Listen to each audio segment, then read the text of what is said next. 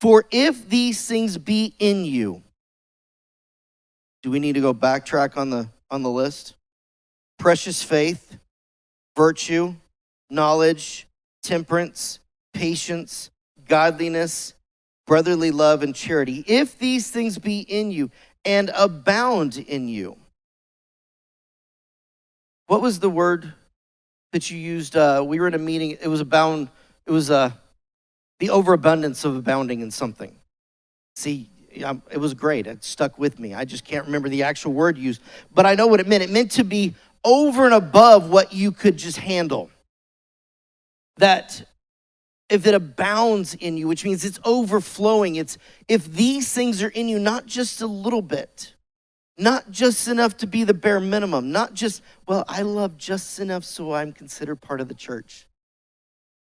Or I have enough patience and enough faith, and just not the bare minimum, but that wanting to abound in it, that you,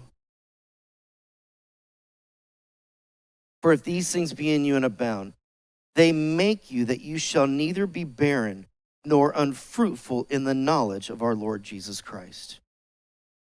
You want to know how to have the wisdom and knowledge to deal with everything of life?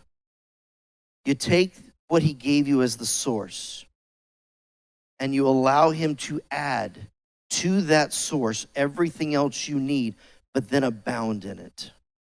Abound in love, abound in brotherly kindness, abound in virtue, abound in righteousness, abound in faith. That these things you will never be barren nor unfruitful in the knowledge of our Lord Jesus Christ.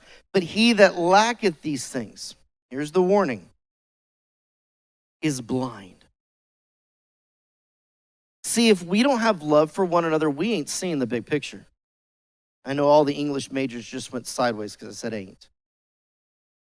If we're not abounding in faith, we're not seeing what God has for us. If we're not abounding in virtue, if we're not abounding in these things, if we're not allowing God to add to our life daily, we're blind to the total picture. We're blind to a lot of the benefits he's given us. We're blind and cannot see afar off. We're not planning, as Pastor Benny would say, we're flying the plane at 30,000 feet, 500 miles ahead of us.